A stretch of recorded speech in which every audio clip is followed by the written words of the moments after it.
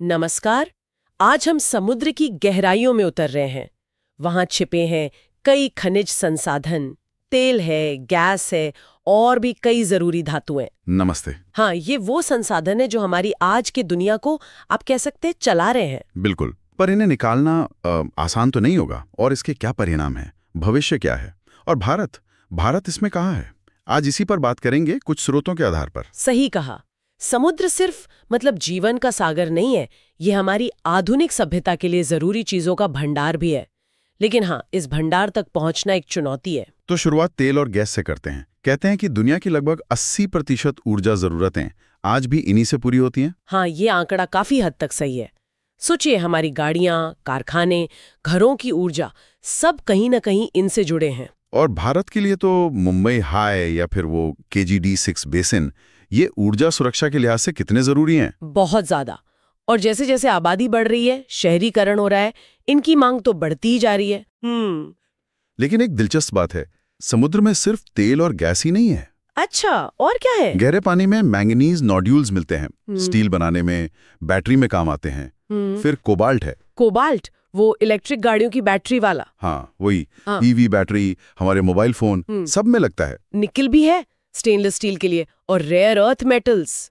Rare earth, ये तो नाम से लगता है बहुत कम मिलते होंगे। मिलते तो हैं, पर इन्हें निकालना मुश्किल होता है। और ये मोबाइल से लेकर MRI मशीन, यहाँ तक कि मिसाइल तकनीक में भी इस्तेमाल होते हैं।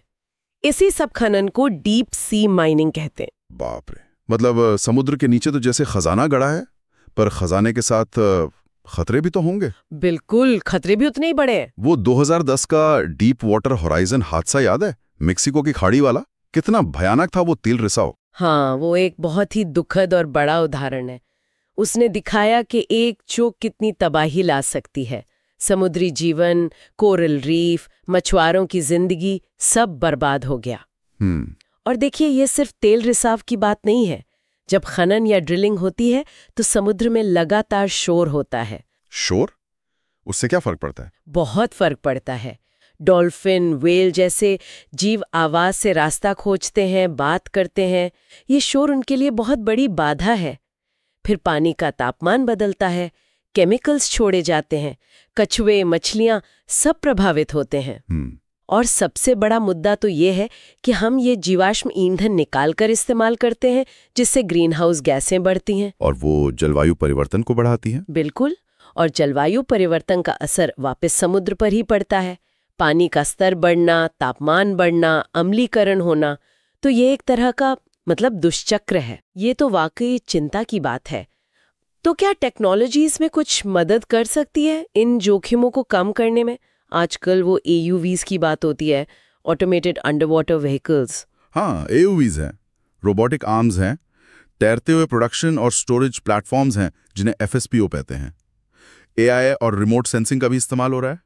तो इनसे कुछ सुधार हुआ है? तकनीक से काम ज्यादा कुशल हुआ है। शायद कुछ सुरक्षा उपाय भी बेहतर हुए हों, पर जो बुनियादी खतरा है वो तो बना रहता है। गहरे समुद्र का माहौल बहुत कठिन होता है। सही। और यहीं पर भविष्य के विकल्पों की बात अहम हो जाती है। क्या हम हमेशा जीवाश्म ईंधन पर ही निर्भर रहेंगे? शायद नहीं रहना चाहिए। बिल्कुल।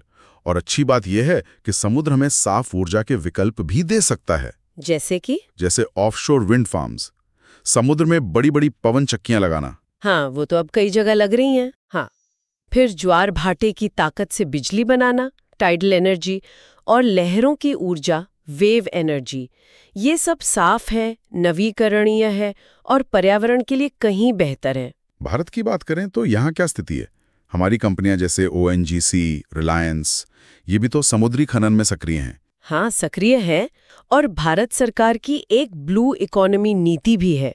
ब्लू इकोनॉमी, इसका क्या मतलब है? इसका लक्ष्य है समुद्री संसाधनों का इस्तेमाल करना, मछली पालन, पर्यटन, ऊर्जा, खनिज, लेकिन इस तरह से कि वो टिकाऊ हो, आर्थिक विकास भी हो और समुद्र की सेहत भी बनी रहे। ये तो अच्छा दृष्टिकोण है। और इसी दिशा में 2021 में डीप ओशन मिशन भी शुरू किया गया। हाँ, मैंने सुना है इसके बारे में। इसका मकसद है गहरे समुद्र में वैज्ञानिक खोज को बढ़ावा देना, खनिजों का पता लगाना, समुद्री जीवन को समझना और इस क्षेत्र में भारत की तकनीकी क्षमता को विकसित करना।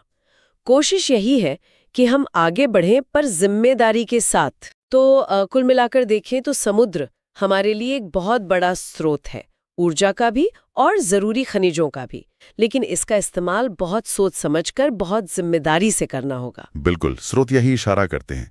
देखिए, तेल और गैस शायद हमारी आज की ज़रूरत है, हमें एकदम से इन्हें छोड़ नहीं सकते, लेकिन हमें तेजी से स्वच्छ और टिकाऊ ऊर्जा की तरफ बढ़ना ही होगा। भविष्य उसी में है। समुद्र को हमें एक जिम्मेदार साथी की तरह देखना होगा, ना कि सिर्फ एक खजाने की खान की तरह जिसका बस अंधाधुंध इस्तेमाल कर लें। संतुलन बहुत जरूरी है। और आखिर में अपने श्रोताओं के लिए एक सवाल छोड़ जाते हैं। ये जो गहरे समुद्र के संसाधन हैं, ये आर्थिक रूप से इतने फायदेमंद दिखते हैं।